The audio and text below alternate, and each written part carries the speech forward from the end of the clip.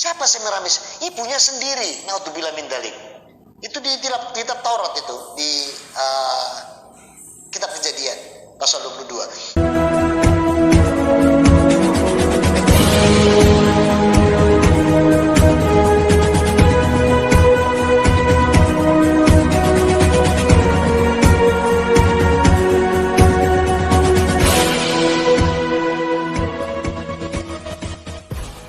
Shalom bagi kita semua dimanapun kita berada pada saat ini, kiranya kita semua tetap berada dalam keadaan sehat dan apapun yang merupakan aktivitas kita sepanjang hari ini, kiranya Tuhan Yesus memberkati. Dan kembali berjumpa lagi di channel kita ini yaitu Zemayan Yasin. Terima kasih buat teman-teman semua dan juga para sahabat yang sudah mendukung perkembangan channel ini dengan setia. Dan kiranya kita tetap menggunakannya untuk menjadi berkat bagi semua orang. Nah, teman-teman, pada video kali ini saya akan membahas atau menanggapi apa yang dibicarakan oleh seorang ustadz itu terkait kelahiran Yesus. Dan dia mengarang satu cerita, teman-teman, seolah-olah cerita tersebut ada di dalam Alkitab. Padahal tidak ada sama sekali cerita itu. Nah, teman-teman, memang sangat lucu sekali kalau sudah dekat-dekat Natal, pasti ada aja tuduhan-tuduhan dari beberapa oknum ustadz yang menuduh bahwa Natal itu merupakan perayaan Dewa Matahari atau salah satu perayaan agama kafir. Nah, teman-teman, sebelumnya mari kita simak videonya yang berikut ini. Saya kembali ke tanggal 25 tadi. Maka tanggal 25 ini adalah kelahiran Dewa Baal. Dewa Baal itu Dewa Matahari. Terus apa yang namanya Kaldean Misteri? Kaldean Misteri adalah peristiwa pernikahan antara Raja Nimrod dengan Semiramis. Siapa Semiramis? Ibunya sendiri. Naudzubillah min dzalik.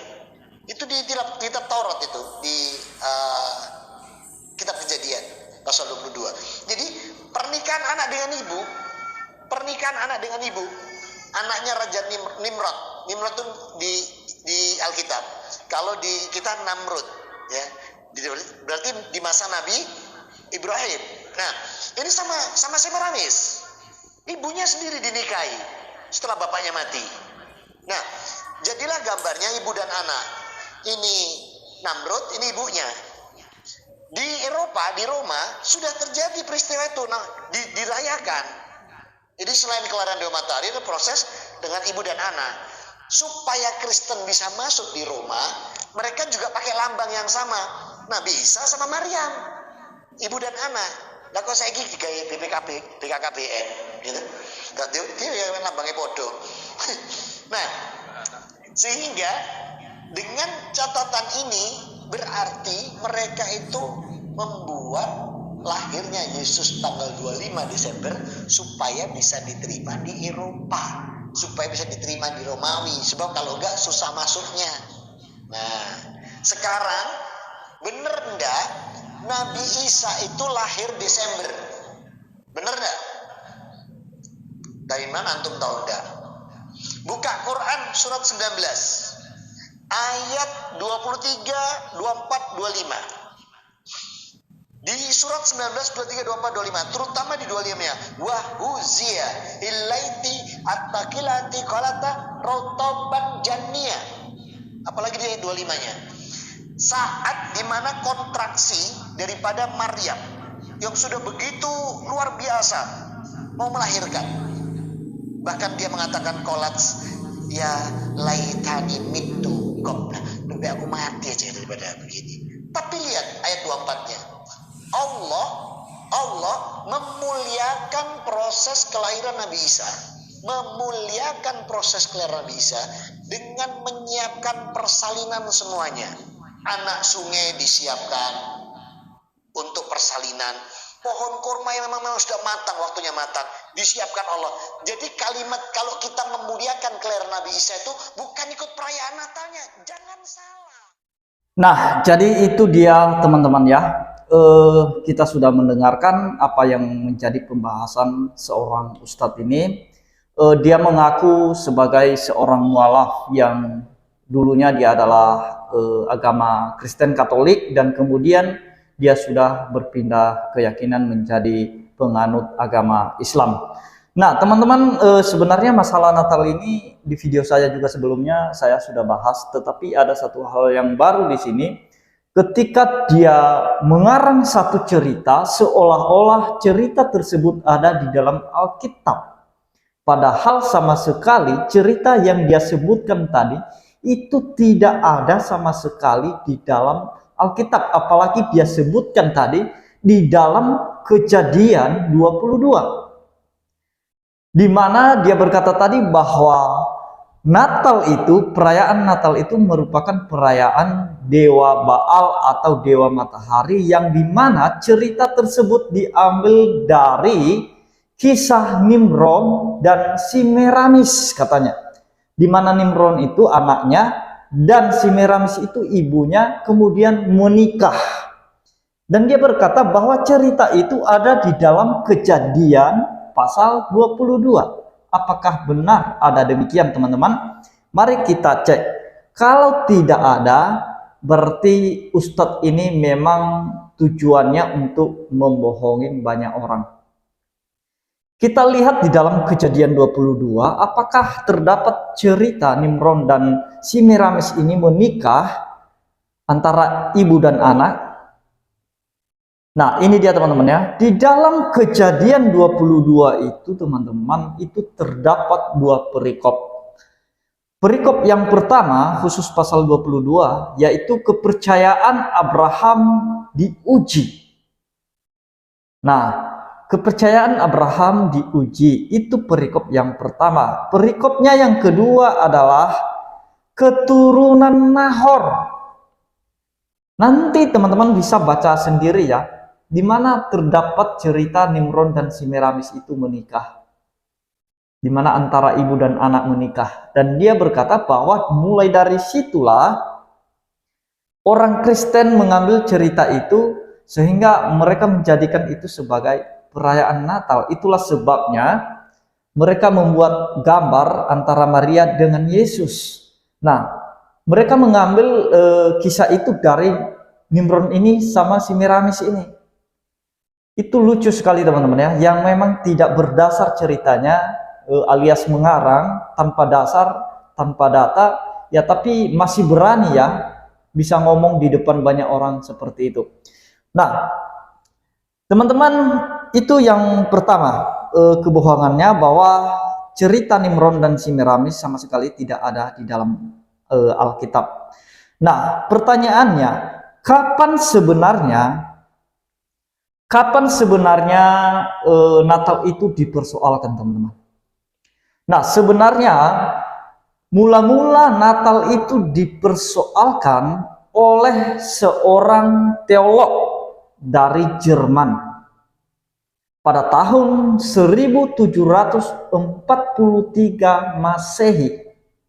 Nah, dia seorang teolog Protestan, dan bayangkan teman-teman ya, bahwa pada saat itu lagi gencar-gencarnya konflik antara Kristen Protestan dengan Kristen Katolik, sehingga salah satu teolog Protestan ini yang bernama Paul Ernst Jablonski ini, dia berpikir bahwa Natal itu merupakan tradisi dari agama Kristen Katolik. Nah, oleh karena dia Protestan dan lagi gencarnya konflik, dia bertujuan menghapus apa yang merupakan tradisi-tradisi mengenai Katolik. Karena dia berpikir bahwa Natal itu merupakan tradisi dari agama atau dari gereja Katolik. Nah, itulah sebabnya dia mulai memunculkan satu teori di mana dia berusaha menunjukkan bahwa Natal itu merupakan perayaan Dewa Matahari. Padahal teori tersebut, teman-teman, sama sekali tidak berdasar. Nah, sama sekali tidak berdasar. Dan kemudian tuduhan selanjutnya di abad ke-18, di mana banyak orang yang mengatakan bahwa perayaan Natal itu merupakan perayaan Dewa Saturnus. Itu merupakan perayaan kafir Saturnalia. Nah, jadi teman-teman, sebenarnya kalau kita lihat sejarahnya, fakta sejarahnya, itu perayaan Dewa Saturnus ini dimulai dari 17 Desember sampai 23 Desember itu diperpanjang. Nah, itu perayaan musim dingin ya. Dan tidak ada hubungannya sama sekali pada tanggal 25 soal kelahiran Yesus. Teman-teman, perayaan Natal itu sudah ada sebelum abad keempat Masehi, sebelum perayaan Dewa Matahari. Dan perayaan Natal itu sudah dirayakan oleh gereja mula-mula, gereja awal. Itu yang pertama merayakannya adalah Telesporus, adalah yang merupakan paus ke-9 di Roma secara apostolik. Teman-teman, dia adalah penerus Rasul Petrus. Dia mati syahid atau martir ya, karena saat itu lagi gencar-gencarnya penganiayaan terhadap orang Kristen oleh Kekaisaran Romawi. Dan kemudian teman-teman, setelah itu ada bapak gereja yang bernama Irenaeus. Nah, Irenaeus ini merupakan murid dari Polikarpus, dan Polikarpus sendiri adalah murid dari Rasul Yohanes. Nah, di dalam dokumentasi mereka itu sudah mencatat tentang perayaan Natal sebelum abad keempat itu, yang disebut perayaan Dewa Matahari itu jauh sebelumnya. Dan kemudian setelah Irenaeus adalah Hippolytus, dan Hippolytus ini merupakan murid dari Irenaeus ini sendiri, teman-teman. Nah, jadi dalam catatan bapak-bapak gereja itu sudah mencatat perayaan Natal sebelum abad keempat yang disebut perayaan Dewa Matahari itu jauh sebelumnya Natal sudah dirayakan. Sekarang masalahnya, kenapa orang-orang Kristen mengadakan perayaan Natal?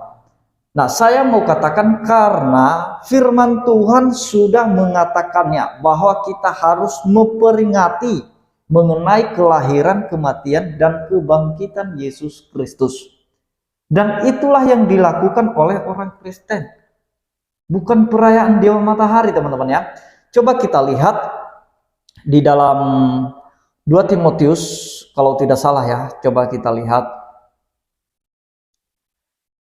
Dalam 2 Timotius 2 ayat 8, begini firman Tuhan. Ingatlah ini, Yesus Kristus yang telah bangkit dari antara orang mati, yang telah dilahirkan sebagai keturunan Daud, itulah yang kuberitakan dalam Injilku. Nah, jadi Yesus sudah mengingatkan kepada kita kalau kita itu harus memperingati.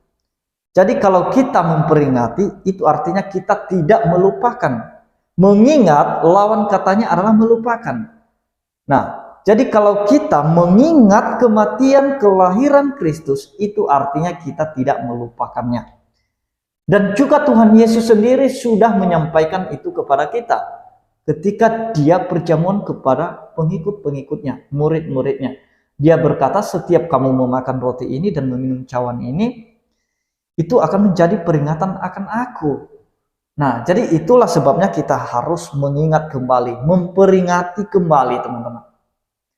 Nah, jadi perintah untuk merayakan Natal itu adalah perintah dari Alkitab sendiri, perintah dari Tuhan Yesus sendiri, dan itu diteruskan oleh Paulus supaya kita terus mengingatnya. Jadi kalau orang bilang ya ajuran atau perintah untuk memperingati Natal itu tidak ada di Alkitab, itu karena mereka kurang membaca Alkitab. Nah, jadi perhatikan baik-baik itu, teman-teman ya. Dan kemudian persoalan yang kedua yang dia permasalahkan, dia mencoba membantah kelahiran Yesus di tanggal 25 Desember atau di bulan Desember dengan membahas tentang kelahiran Isa di dalam Al-Quran. Dia berkata bahwa di dalam Al-Quran itu Isa itu lahir di musim korma, bukan di kandang. Nah, teman-teman, itulah kelirunya ketika mereka menyamakan Isa dengan Yesus yang ada di dalam Alkitab. Jelas keliru karena ceritanya berbeda. Bagaimana kita menyatukan cerita yang berbeda ini? Nah, sedangkan di dalam Alkitab itu sudah jelas-jelas, fakta sejarahnya itu sudah ada. Nah, saya kurang tahu bagaimana fakta sejarah menurut Al-Quran tentang kelahiran Isa ya. Nah, jadi kita tidak bisa menyamakan kelahiran mereka. Kalau misalnya Isa lahir di musim korma, buah korma, dan kemudian kelahirannya disiapkan oleh Allah, dimuliakan oleh Allah, ya silakan saja. Orang Kristen tidak pernah mempersoalkan kelahiran Isa yang ada di dalam Al-Quran. Tidak pernah orang Kristen mempermasalahkan itu. Lantas kenapa saudara-saudara kita polemikus muslim ini mempermasalahkan kelahiran Yesus yang ada di dalam Alkitab? Itu sekarang permasalahannya. Nah, saya mau katakan bahwa kelahiran Yesus itu jatuhnya di bulan Desember, sekalipun ada beberapa orang yang membantah ya. Oh, tidak mungkin karena di bulan Desember itu musim dingin, turunnya salju, dan tidak mungkin ada gembala-gembala di luar yang mengembalakan. Nah, itu artinya mereka kurang membaca artikel-artikel atau dokumentasi sejarah tentang pengembalaan ya pada zaman itu. Karena teman-teman, sekalipun musim dingin di Israel itu ada domba-domba khusus, ada binatang-binatang khusus yang memang bisa digembalakan di musim dingin. Itulah sebabnya tiap tahun itu ada korban di bait Allah. Nah, ada korban-korban khusus. Jadi korban khusus ini atau binatang-binatang khusus ini teman-teman bisa digembalakan pada musim dingin. Karena tidak semua jenis binatang pada saat itu tidak bisa digembalakan di musim dingin. Ada khusus jenis domba yang memang bisa digembalakan di musim dingin. Dan kemudian tentang geografis di Israel itu, nah saya mau katakan bahwa kalau bulan Desember itu ada yang menuduh Yesus tidak mungkin lahir di situ karena musim salju. Saya mau mengatakan bahwa tidak semua Israel dipenuhi oleh salju pada bulan Desember itu. Melainkan yang bersalju itu adalah Israel bagian utara. Sekalipun teman-teman, sekalipun ada salju masuk di Israel bagian selatan, itu merupakan salju kiriman dari Gunung Hermon. Itu salju tipis. Makanya kita harus perhatikan baik-baik sejarah ya. Masalah geografisnya juga. Jangan asal nuduh saja mengatakan, oh tidak mungkin karena di Israel itu turun salju di bulan Desember. Bagaimana mungkin ada gembala-gembala yang menerima kabar dari malaikat yang ada di dalam Lukas 2 ayat 9-10 itu? Bagaimana mungkin ada gembala di luar? Nah, itulah sebabnya saya mau sampaikan tadi bahwa ada khusus domba yang dimana domba-domba ini merupakan korban di bait Allah dan itu bisa digembalakan di musim dingin, teman-teman. Tidak semua domba tidak bisa digembalakan di musim dingin. Nah, sekalipun di bagian Israel selatan itu dingin atau ada salju, itu kiriman dari Gunung Hermon, dari Israel bagian utara. Nah, sekali lagi saya mau katakan teman-teman, kenapa orang Kristen harus memperingati kelahiran Yesus, kematiannya, dan kebangkitannya, itu karena Alkitab sudah memerintahkan. Jadi jangan lagi menuduh bahwa Alkitab itu tidak pernah menyuruh atau memerintahkan untuk memperingati Natal atau memperingati kelahiran Yesus. Alkitab sudah mencatat. Yesus juga sudah mengatakan, kalau kamu setiap kali kamu memakan dan meminum dari cawan ini, itu akan menjadi peringatan akan aku. Jadi kita mengingat, memperingati. Demikian Paulus mengatakannya. Ingat akan kelahirannya, kematiannya. Jadi itulah sebabnya orang Kristen memperingatinya. Nah, jadi itu dia teman-teman yang mau saya sampaikannya. Kiranya kita bisa mengerti, bisa paham. Terima kasih, Tuhan Yesus memberkati kita semua. Shalom.